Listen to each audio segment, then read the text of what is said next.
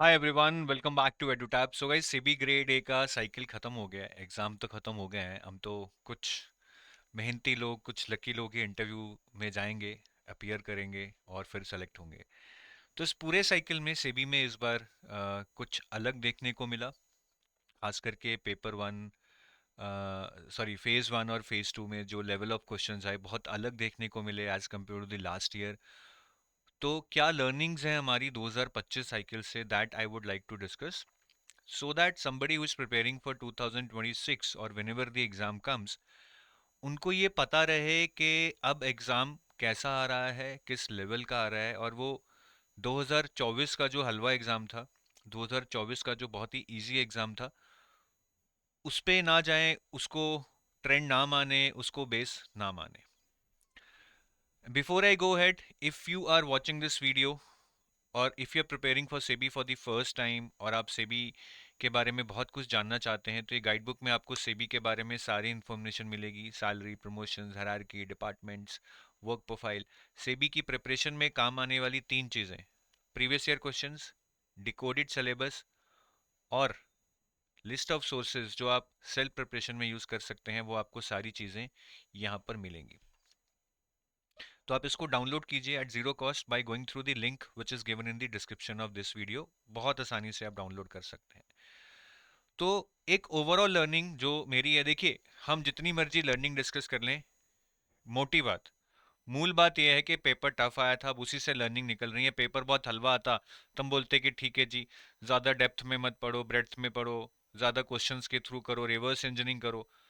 अब ऐसा नहीं है, ठीक है। And we have to prepare for the worst. अगले साल फिर आसान आ सकता है, मैं ये नहीं कह रहा, बट क्या आप सिर्फ आसान पढ़कर रिस्क लेना चाहेंगे या मुश्किल पढ़कर? You should be prepared for the worst, that is what you have to take a call. तो सबसे पहले लर्निंग यही है कि एक्सपेक्ट इवॉल्विंग डिफिकल्टी, कि डिफिकल्टी चेंज होती रहेगी, जिसमें ज़्यादा चांसेस बढ़ने के हैं, लेकिन कुछ चांसेस ये भी हैं कि कम हो जाए। डोंट एज्यूम द ट्रेंड, ठीक है। ट्रेंड दोनों वेज, 2024 में आसान आया था, डोंट एज्यूम के 2025 में भी आसान आया था। 2025 में मुश्किल आ गया, डोंट एज्यूम के 2026 में भी मुश्किल आ गया।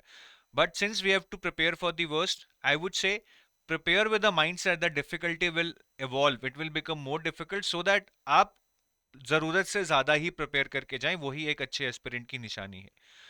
तो पहले हम ब्रेथ तो बैलेंस करते ही थे, लेकिन ब्रेथ के साथ साथ अभी डेप्थ में भी जाना पड़ेगा। कुछ टॉपिक्स जैसे अकाउंटिंग स्टैंडर्ड्स हैं, ठीक है, जर्नल एंट्रीज हैं, वो आप ऊपर ऊपर से नहीं पढ़ सकते कि कुंजियों से पढ़ लिया और दो दो तीन तीन पेज टॉपिक्स पे पढ़ लिए, समरीज पढ़ ली। ऐसे नहीं होगा। You are just wasting your time, you are just making false hope from yourself and you are just making false dream in your mind which will never materialise. सुन लो मेरी बात, मत टाइम वेस्ट करो। This is a premier time of your youth which should be invested in building your career and not running behind exams without any proper plan. दूसरी learning ये है कि phase one is not easy any more. इस बार phase one में आपने देखा paper two was tough, and what made it tough was not the concept, rather the type of questions. तो questions काफी मुश्किल आए, मैं बोलूंगा, ठीक है।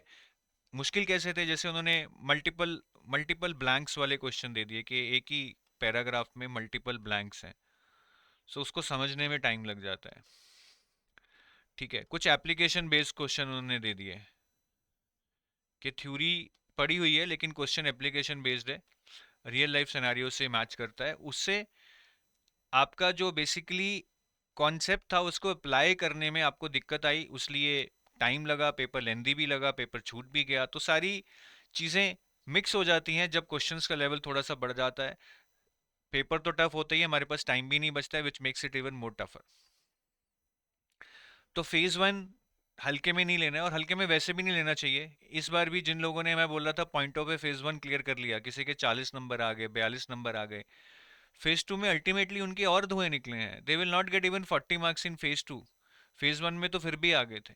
सो सिलेक्शन इजीली होने वाला नहीं है। आप ये सोचो कि आप अगर तुक्के मार मूर के समरी पढ़ पढ़ कर टॉप 100 में भी आ गए, तो भी क्या होगा? सीट्स ही नहीं है। आपकी कैटेगरी में कितनी सीट्स होंगी? 25-30। तो इट्स बाइनरी, इट्स सेलेक्टेड और नॉट सेलेक्टेड। हाँ, कुछ लर्निंग्स होंगी, failure teaches you, you become more stronger, that is true, that will keep happening in life, but हमें सिलेक्शन तो लेना है ना भाई। तो वो हमें उसी नंबर में आना है, उसके लिए देयर नो शॉर्टकट्स, ये आपको समझना पड़ेगा। फिर न्यू टाइप ऑफ क्वेश्चंस जो मैंने आपको पीछे बताए कि फेज टू की बात करें, जैसे आई थिंक 100 में से still 70 to 80 questions were based on the same concepts that you would have studied in your books, in your coaching material, but the type of questions change. जैसे कुछ questions थे जिसमें मल्टीपल स्टेटमेंट्स दी हुई थी and we have to find कि इनमें से कौन सा करेक्ट है या कौन से इनकरेक्ट है। दो statements were very lengthy, it was taking so much time for us to comprehend the statements and then find out which one is correct और इनकरेक्ट। फिर एक एप्लीकेशन बेस्ड क्वेश्चंस, बड़ा ही अच्छा क्वेश्चन आया था कि एक बंदा बैंक में बीएसबीडी अकाउंट खुलाता है तो मैस्लो की कौन सी नीड है। ठीक है, वो होम लोन लेता है, मैस्लो की कौन सी नीड है। ठीक है, वो रिलेशनशिप मैनेजर चाहता है, मैस्लो की कौन सी नीड है। It was purely application based, it was not tough, but एक क्वेश्चन सिंपल होता है कि मैस्लो में अगर आप लव चाहते हो तो मैस्लो की कौन सी नीड को आप मैस्लो की कौन सी नीड से आप डिप्राइव्ड हो, या मैस्लो की कौन सी नीड को आप मीट करना चाहते हो। ऐसे सिंपल क्वेश्चन भी आ सकते हैं, ऐसे एप्लीकेशन बेस्ड क्वेश्चन भी आ सकते हैं। ऐसे application based question consumes a lot of time, that's it. और when it consumes a time, आपको पैनिक होता है, बाकी क्वेश्चंस जल्दी जल्दी करने की कोशिश करते हो, you not able to comprehend them properly, अच्छे से समझ नहीं पाते हो, तुक्के लगा देते हो। सो एक विशियस साइकिल उसमें बन जाता है where the student is at the loss, जो उस लेवल के क्वेश्चंस प्रैक्टिस नहीं करके आया या उस लेवल के कॉन्सेप्ट को समझ के नहीं आया है। Now since the paper was lengthy and application based, again the point comes, speed becomes the new edge. If somebody can read very fast, comprehend very fast, तो शायद वो सारे क्वेश्चंस को जल्दी जल्दी गो थ्रू कर लेगा।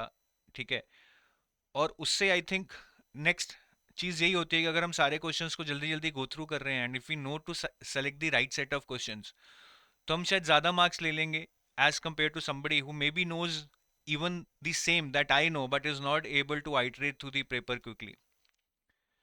तो आप देख रहे हैं सारी चीजें लिंक्ड है, क्योंकि पेपर लेंदी आया है, पेपर एप्लीकेशन बेस्ड आया है, टाइम कम है, स्पीड की जरूरत है। स्पीड से हम क्या करेंगे, हम पेपर को आइटरेट करेंगे, हम राइट सेट ऑफ क्वेश्चंस को सेलेक्ट करेंगे, may be we will attempt the paper in multiple rounds so as to maximise our score. तो ये चीजें हमें सीखनी है, ठीक है। इसीलिए मॉक भी जरूरी हो जाता है, मॉक की क्वालिटी। अब हमने तो अपने मॉक्स में फिर भी काफ़ी क्वेश्चंस इंप्रूव किए, मैं कुछ नाम नहीं लूंगा, काफ़ी एंटिटीज के मॉक थे वही पुराने पैटर्न पे, simple simple, that was not adding any value. तो mocks for the next cycle we are updating it again. ठीक है, नेक्स्ट साइकिल में हम सारे mocks, all mocks of SEBI we are updating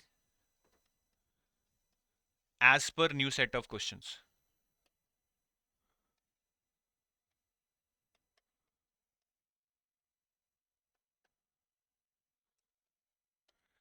फिर चैप्टर वाइज क्वेश्चंस वो भी अपडेट करने पड़ेंगे, क्योंकि मॉक्स तो इवैल्यूएट करने के लिए हैं, सीखोगे कैसे वैसे क्वेश्चन अटेम्प्ट करना। तो सारे chapter wise questions are also being updated on the same level जैसे एग्जाम में आए थे, fill in the blanks, application based lengthy question, so that आपको फिर अगले साल एग्जाम में जाके वो नॉर्मल लगे। तो ये आपने बहुत ध्यान रखना है कि आपके जो मॉक्स हैं, चैप्टर वाइज क्वेश्चंस हैं, they are of quality level. Quality का मतलब they should be on the same lines as it was in the 2025 cycle. अब क्योंकि पेपर टू मुश्किल आ गया, पेपर वन की इंपॉर्टेंस और बढ़ गई है। पहले हम बोलते थे ठीक है यहाँ 50 भी ले आओ, लेकिन पेपर टू में 75 to 80 ले आओ, यू माइट बी थ्रू। अब यहाँ पे 70 भी आने मुश्किल हैं, तो यहाँ पे 60-65 जो ले आएगा आई थिंक उसको काफ़ी एज है, क्योंकि इंग्लिश इजी भी आया था, डुएबल था। अगर इसकी किसी ने अच्छे से प्रैक्टिस की होगी, इसको सीरियसली लिया होगा, बहुत सारे मॉक्स दिए होंगे, अच्छे से एवेल्युएशन करवाई होगी, फीडबैक को इनकॉर्पोरेट किया होगा, तो आई थिंक 60-65 तक मार्क्स लाए जा सकते हैं। हालांकि डिस्क्रिप्टिव इंग्लिश में बहुत ज़्यादा मार्क्स वो भी नहीं देते हैं कि 70-75 तक आम आ जाएंगे, but it's a differentiator even with one third weightage descriptive English is going to be the differentiator. अगर पेपर टू ऐसा ही आता रहा, पेपर टू में तो एक लिमिट सेट हो जाएगी कि 60-65 से ऊपर नंबर आ ही नहीं सकते। फिर पेपर वन ही की बन जाएगा कि यहाँ पे तो 60, 65, 70 का बार हम रेस कर सकते हैं, so as to gain as many marks here which we are losing out in paper two. And the last thing which I would like to add is current affairs, जो कि सेबी में बिल्कुल भी हम नहीं पढ़ते हैं। एक या दो ही क्वेश्चन आते हैं पास्ट ईयर्स को अगर देखें तो 2025 में 4 करंट अफेयर बेस्ड क्वेश्चन आए हैं। 2024 में ये 2 थे। दो तक ठीक था, यू कुड हैव इग्नोर्ड, क्योंकि बाकी पेपर इजी आता था, बाकी पेपर मुश्किल हो रहा है और इसकी वेटेज भी बढ़ गई है। तो आई थिंक करंट अफेयर्स का जो भी 4-5 क्वेश्चन आ रहे हैं, they are of ultimate importance for somebody who want to crack SEBI. हमें, क्योंकि पेपर टू में तो अब ये है कि कैसा भी क्वेश्चन आ सकता है। करंट अफेयर्स भी अगर हम पढ़ लें तो आई थिंक इट्स 4 में से अगर हम 3 कर पाए, 2 कर पाए, which can give us edge over others, so वो भी अब एक इम्पॉर्टेंट एंगल बन गया है। हमें इसको इग्नोर नहीं करना चाहिए। I myself use to tell student कि यार करंट अफेयर इतना इंपॉर्टेंट नहीं है, आप स्टैटिक पे फोकस करो, वहीं पे आपका स्कोर बनेगा। बट अब थोड़ा ध्यान हमें करंट अफेयर्स पे भी देना पड़ेगा for phase two. Phase one में अभी भी उनका इतना रेलेवेंस नहीं है। तो ये लर्निंग्स हैं, ठीक है, जो हमें इनकॉर्पोरेट करनी है, हमें इन पे ध्यान देना है। घुमा फिरा के बात इतनी है कि क्वेश्चंस टफ आ रहे हैं, एक अलग टाइप के आ रहे हैं, हमें वो अलग टाइप के क्वेश्चंस प्रैक्टिस करने हैं चैप्टर वाइज, मॉक टेस्ट में भी, और साथ ही साथ फेज टू डिस्क्रिप्टिव इंग्लिश को और इंपॉर्टेंस दे के प्रिपेयर करना है, ताकि पेपर टू अगर टफ आता है तो एटलीस्ट पेपर वन हम अपना स्कोर मैक्सिमाइज कर पाए। ठीक है, अब आगे 2026 के लिए अगर आप प्रिपेयर कर रहे हैं, ठीक है, अगर आप प्रिपेयर कर रहे हैं तो सबसे पहले तो आई वुड से स्टार्ट अर्ली। डोंट एज्यूम के तैयारी हो रखी है अब एंड में करेंगे, फिर अगले साल यही हिस्ट्री रिपीट होगी। मैं तो ये समझता हूँ कि अगर आपकी तैयारी अच्छी नहीं थी, आपको मिनिमम 1 मंथ तो देना पड़ेगा हर सब्जेक्ट को। 6 मंथ्स तो आपके यही हो जाते हैं, जो फेज टू के आपके पेपर टू के रेदर 6 सब्जेक्ट्स हैं, तो 6 मंथ्स तो आपको इसी में लग जाएंगे। और उसके बाद रिवीजन और मार्क्स भी देना है। So even if the exam is happening in November December, which I am not sure, I am just guessing, तो आपके पास ऐसा नहीं है, बहुत टाइम है। तो let's be in continuity, let's build on something that we have already done rather than not pursuing it now and then starting from scratch 3 months from now. दूसरा, एक टाइम टेबल बनाना बहुत ज़रूरी है, 4 to 5 hours a day with specific at least month wise target. जैसे आप शुरू में try कर सकते हैं कि फर्स्ट 60 days में you will finish off with management and costing,